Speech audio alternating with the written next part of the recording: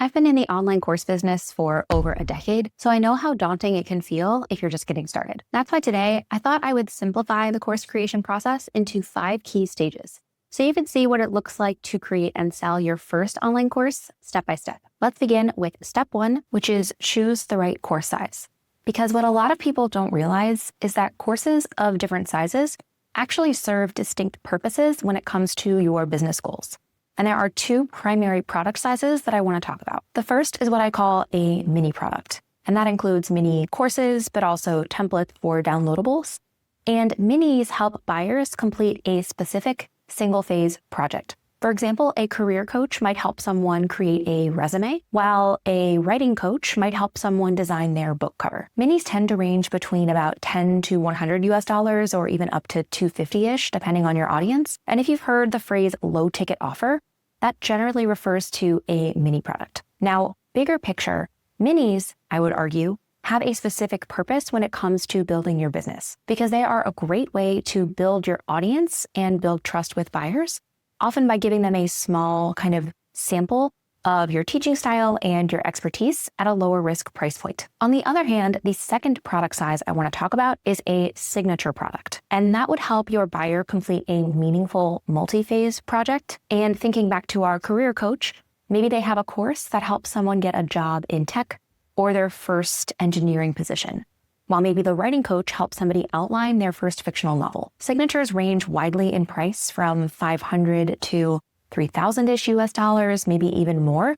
And these can be known as high ticket offers. I'd also argue that the purpose of selling a signature sized product, whether it's a service, a membership, or a course, is from the business perspective, great to expand your earning potential through that higher price point. But also from a buyer's perspective, you're helping them complete some kind of meaningful transformation in their life.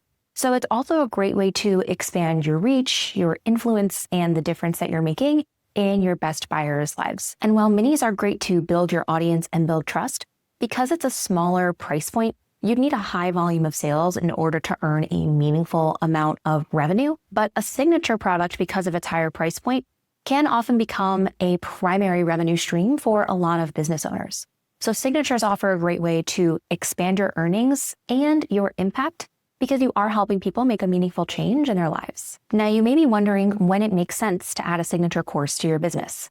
And I'd argue that minis can be sold at any time with any audience size because they are bite-sized and can be consumed individually. So each buyer won't expect there to be like a community or calls that rely on other participants. I think that signature courses do require multiple simultaneous buyers in order to deliver on the premise. Or said differently, I think that your buyers will expect peers in the program and maybe to see them in a community or on calls.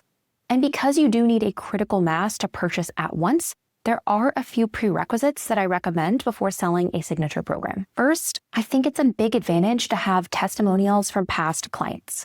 So let's say you are a coach or a service provider. I think a signature course is a great way to add a scalable revenue stream to your business that doesn't require the exchange of time for money. I'd also say that as a pro tip, working with clients one-on-one is one of the fastest ways to earn money and doesn't require an existing email list or audience, because you really just need one person to buy from you to be in business. On top of that, it's also a great way to validate demand for your course idea, because if somebody is willing to work with you, let's say to get a job in tech, and you can help them reach that result and get a great testimonial, that validates demand from your audience for that result. And over time, as demand increases, maybe it makes sense to package that expertise as a signature course. On the other hand, working one-on-one with paid clients isn't a prerequisite if you do have audience demand and a confident approach to your work. So if you are a YouTuber or a social media creator, or you have a newsletter, then you might be in great shape to launch your course to your existing audience. Now, if you're wondering how big your audience really needs to be, I don't think there's a magic subscriber count or follower number, but instead I would ask yourself, could you confidently enroll 3 to 5 or more buyers right away if you were to start working on this next week? Often those buyers come from an email list, but it could be from your network or a social media following. And I think you'd have a good grasp on if you could get those buyers from your existing connections. So that's the question that I would have you ask yourself. Step 2 is hone your course topic. And this decision is so important because getting your course positioning right is actually one of the most influential factors that can determine whether or not your course will sell long-term. And the 40-40-20 rule explains why. This rule is attributed to direct response copywriter Ed Mayer. And it explains that any purchase decision for any type of product is based on 3 key factors. The first 40% of someone's decision comes down to if they are in the right audience. The second 40% of their decision comes down to their interest in your offer. In other words, will this help me? Is the timing right? And will this help me achieve my goals? The final 20% of their decision comes down to creative, which includes all of the sales and marketing assets, the copywriting, the design, etc. And if you do the math, you might notice it means that 80% of any buying decision just comes down to selling the right solution to the right person. But I tend to see people spending what feels like 80% of their efforts tweaking their marketing and assuming that that is the problem. Now, what I hope you might take away from this rule is that it might feel freeing to anyone without marketing experience, because that is rarely the make or break for a new offer, and marketing can be taught. It's really the other 80% that makes the biggest difference. So whether you've worked with clients or you've built an audience, you're already starting to validate demand for the course that you're hoping to build. And that means you are reducing the risk that your course won't sell just by knowing that you have an offer that your audience is interested in. I do have a separate video linked in the description where I talk about the elements that make up a strong course pitch. But for now, there's one more key takeaway I want to share. And that is the reality that we cannot create desire. Your audience already knows what their goals are, their challenges, and their pain points, and they're out there seeking solutions to those problems. So instead, our goal is to channel that demand and to position your program as the best possible solution to help them reach their existing goals. But at this point, you might be worried about competition. And it could feel like your course idea isn't totally unique, or that everyone has already done my topic, or it's too saturated and has too many big names in the industry. But the reframe I want to share is that competition is actually not a bad sign. It validates demand. It shows that there is a healthy market of buyers who want to reach that goal and who are able and willing to pay for it. So instead of trying to think of a totally unique course that's never been done before, instead I'd argue that the way you'll stand out is through your point of view. There is something about your approach that is singular and unique, and it's something that your buyers haven't seen before. And not only does this differentiate your course from competitors, it also distances your solution from what your students may have tried in the past that didn't work. And in some industries in particular, like health and wellness, buyers are often jaded or burned out on things like dieting and exercising and feeling like nothing has landed. So if you have something truly novel and special to bring to the table, that's what will give them hope that your approach could finally be the solution that works. Over time, as you help people get results, that's what builds your authority as a go-to expert in your industry. And if you have a specific solution that works for your target audience, that's what's going to make you memorable and recommendable to help your course grow and succeed. Step 3 is outline your curriculum. But here's the most common issue I see. I call it the information fallacy. And it stems from our experience in school or university, where the goal was to learn information because our success or grade was measured by how well we retained that information in the form of things like tests or papers. But your buyers don't solely want information. They want to take action and do something to solve their problem or reach their goal. And preferably, they want to do it as quickly and easily as possible. So in our new approach, we don't want to think of your course as a textbook. Instead, it's an action plan.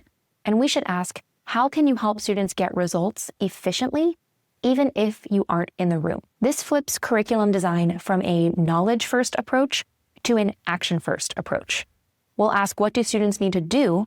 And then work backwards into just enough knowledge needed in the form of videos and workbooks to help them reach that goal. And ultimately, this creates a linear learning path to help students save time, cut down on confusion, and reach that goal as efficiently as possible. Counterintuitively, this sometimes means that cutting out information is a kindness to students, because more information could just create more friction in the process and lead to fewer outcomes or results in the end. So it is a bit of a sweet spot between just enough information to take action, but not too much that you're hindering it and just putting more work on their plates. By the way, if you want to work together to design your curriculum and create a truly effective online course, then you can learn more about our Wit and Wire programs and free resources in the description. But for now, we'll move on to step 4, which is build your course. Now, one of the key decisions you'll make in this stage is choosing your course creation platform, which is the tool used to build and sell online courses or digital products directly through your business. This is something I research and test regularly.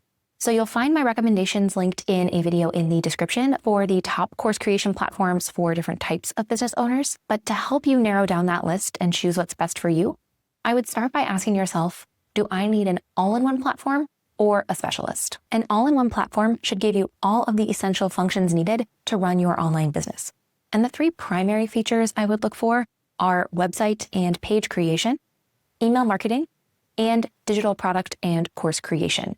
And depending on your business model, you might also see if they let you sell one-on-one services or create a community. But generally, I would recommend an all-in-one if you want everything in one place and you value simplicity. On the flip side, you have to be okay with limited customization, and it is possibly a bit of a jack of all trades, master of none scenario. But I think for the right business owners, choosing an all-in-one is a great way to simplify and streamline your business operation. On the other hand, a specialist platform will focus on just one of those functions, like just website creation, just email marketing, or in our case, just course creation. And the course creation specialists might not let you build a fully featured website or have as robust of an email automation builder. But I think a specialist is a great fit if you already have an existing website, maybe on WordPress or Squarespace. And maybe you have your own email marketing platform, and you'll find my recommendation linked in the description. In your case, you don't need the full features of an all-in-one, nor do you need to maybe pay for it because some all-in-ones are more expensive than some specialists. I'd also say that specialists are a good fit for you if you value customization and intermediate features. And perhaps you know this about yourself.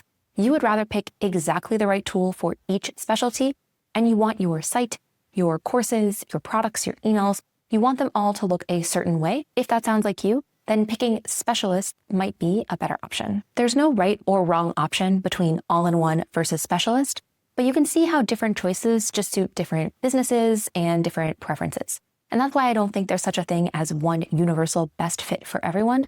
But again, if you want to see my more specific recommendations and comparison between the course creation platforms, you'll find those resources linked in the description. But at this point, if you were to build out the entire curriculum before you started selling, then you would be at risk for a few major issues. First, you might risk wasting precious months of your time building a course that doesn't actually sell. But something I don't see as many people talking about is the risk of building a course that doesn't work and that doesn't get testimonials or real results. And that can happen even to seasoned industry experts who skip the next step I'm going to talk about, which is step 5, running a pilot program. Any big global brand like Amazon or Netflix didn't launch as the fully fledged company they've grown into today. And any app on your phone likely launched with what's called a beta version, which pares down the app's features to the minimum amount of essentials. Not only does that strategy help new apps launch more quickly, but it also means that developers can get feedback from real users right away. And great companies will pay attention to those cues and requests to expand their app's features by demand rather than through guesswork. This ideally leads to not only more sales, but ultimately a better product. And that's the mindset I want to help you apply to your new course release. And to do that, there is a specific style of pilot program I like to run, and I call it a course lab. This is a collaborative live version of your future signature program where you can teach, test, and refine your process with early buyers in a group setting. And ultimately, that feedback is what will help you hone your curriculum, and the accountability boosts and support you provide is what will lead to those early testimonials and results. To explain the process a bit more, I recommend starting with what's called a pre-sale, which means that the enrollment window where someone can purchase takes place before the start date. This mimics what you might experience in a university setting. You enroll in college before you attend, so people will know very transparently that the program is starting on an upcoming date rather than getting immediate access. This also has the benefit of allowing you to speak with real prospects and to adjust and hone your pitch based on those conversations. So this kind of strategy allows you to become a stronger marketer by using real customer language in your pitch. Then after the program starts, you'll typically deliver the first round of curriculum in real time to those early customers. So that could be via live workshops or via batches of video releases, perhaps on a weekly or bi-weekly basis. While your course lab is active, I also think it's a huge advantage to provide above and beyond support. Just in the early days, you can scale that over time as the number of students expands. But when you can help students get unstuck in real time and provide real help, that is really what builds trust and leads to testimonials. And it's a win-win for you because when students are giving you that feedback and telling you where they need a bit more help, that gives you the cue to either add more curriculum or more resources to truly build a course that works and not just one that sells. The other nice thing about the course lab approach is the fact that it helps with perfectionist tendencies because truthfully, your students don't need you to be perfect. They just need you to be helpful. So it's not a huge deal if you've accidentally missed a piece of the process because they'll ask you about it. And if you can then provide support and resources to help them move past it, that is ultimately what matters the most. And again, what gets testimonials, case studies, referrals, and long-term true authority. Once your earliest students graduate, it's time to shift gears and focus on increasing revenue by attracting more buyers to your proven program. And I'll give you just a preview of this stage, which I call automate and scale. And I found that a lot of businesses and past clients of mine can scale to 6 figures with just one signature course. And that course might replace or complement their existing one-on-one work if that is relevant. You can have multiple signatures. It's just up to you. There's no right or wrong strategy. But for any signature course you create, long-term, you'll also need sales systems and operational systems to support that product. So on the sales side of things, you'll want to decide how you want to enroll students consistently long-term. You might choose to have cohort-based enrollment, where you open enrollment a few times per year, or you might choose to keep it evergreen and let students enroll year-round. On the operational side, you'll also build out systems to engage and support your students at scale. And as you continue to enroll new students, you'll also hone your curriculum till it gets to a nice, solid place. And I do recommend auditing curriculum over time to make sure it stays current, but there will reach a point where your curriculum is really solid and you are focused more on the sales and marketing side than you might be on the curriculum creation side. So I'd say in the early stages, it's all about honing and building out effective curriculum. And once that is proven, the priorities and time investment shifts to the sales and marketing side. I know today we're only able to scratch the surface, but if you're interested in working together to launch your new online course, then you can visit witandwire.com/courses to learn more about our programs. And I hope you will like this video or leave a comment below if you found it helpful. As always, you'll find links to more Wit and Wire resources in the description. And up next, here's another video I think you might enjoy.